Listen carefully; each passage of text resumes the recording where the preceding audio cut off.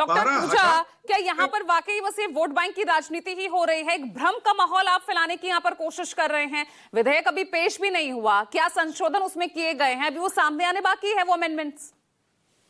पूजा जी, यहाँ बहुत जरूरी है कि भारतीय जनता पार्टी की बदनीयती पर सवाल उठाए जाए।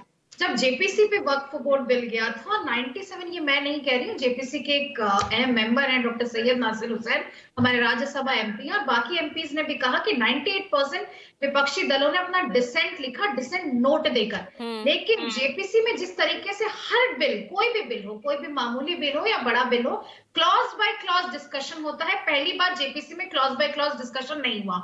उसके बाद जब किरण रिजिजू जी इसको इंट्रोड्यूस करते हैं रीडिंग के लिए, ड्राफ्ट जो भी आपके संवाददाता ने भी बताया, उसमें डिसेंट नोट विपक्षी पार्टियों का था ही नहीं। वो विपक्षी पार्टियों ने जब हंगामा किया और जब किरण रिजिजू को रिडैक्ट करना पड़ा, यहाँ ये इनकी बदनीयती है। ये संसद में कह के ये झूठ कह रहे थे कि डिसेंट नोट सब कुछ था, पर उन्होंने जो इंट्रोड्यूस किया था उसमें डिसेंट नोट नहीं था। और यहाँ बहुत देर से बात हो रही है कि हम है ना मुसलमानों का भला कर रहे हैं, मुसलमानों की अगर हम रेगुलराइज करेंगे। तो जेपीसी में उन्होंने ये कहा था कि जो कॉन्फ्लिक्ट है state laws versus high court और सुप्रीम कोर्ट जजमेंट, उस पर बात किया जाए और all India minority chairman board के मेंबर को बुला के बोला जाए। क्योंकि अगर आप वक्फ पे अमेंडमेंट करना चाहते हैं तो आप स्टेक होल्डर्स को बुलाइए, पर ये जेपीसी ने नहीं किया। उन्होंने बिल्कुल वैसे ही बुलडोज कर दिया जैसे बाकी बिल।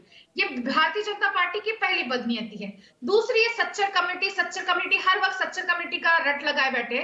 सच्चर कमेटी जब आई थी तो भारतीय जनता पार्टी ने सदन के फ्लोर में से कम्युनल और डिसिसिव कहा था। सच्चर कमेटी की 3 चीजों की मैं बात कर देती हूँ। इन्होंने कहा था कि 12,000 करोड़ की आमदनी होनी चाहिए वक्फ के बोर्ड्स के द्वारा। तो मैं तो कहती हूँ वक्फ बोर्ड को डिसॉल्व करिए, अब नीरव मोदी को ले आइए, वो 20,000 करोड़ लेके देश का भागा हुआ है, 12,000 करोड़ दे दीजिए। तो वही तो यहाँ पर आरपी सिंह वही तो बात कर रहे, रेवेन्यू को लेकर सच्चर कमेटी की रिपोर्ट में वही बात कही गई, महिलाओं के प्रतिनिधित्व बढ़ाया जाए, वो भी सच्चर कमेटी की रिपोर्ट में था।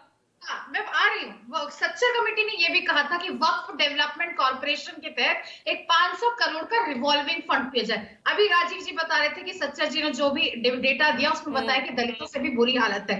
तीसरी बात उन्होंने कहा था कि वक्फ के मैक्सिमम जमीनों पर सरकार का कब्जा है, चाहे वो 65, ये मेरे आंकड़े नहीं है, सरकारी आंकड़े, 65 दिल्ली में अकेले हैं और 355 प्रॉपर्टीज पे सरकार का कब्जा है और ये गैर मुस्लिमों का कब्जा है। लेकिन रोक नहीं पाएंगे ना सदन में से पास होने से? आप तमाम सवाल उठाते रहिए। एजाज अहमद साहब, भाई बिहार चुनाव को लेकर तो आपके पास ये सुनहरा मौका है, इसको इनकैश आप करेंगे ही, लेकिन सदन में पास होने से रोकेंगे कैसे? सवाल उठाते रहिए आप, टीडीपी पर, चंद्रबाबू नायडू पर, जयंत चौधरी पर, चिराग पासवान पर, सबने चुप्पी साधी हुई है, साथ खड़े नजर आ रहे हैं सरकार के।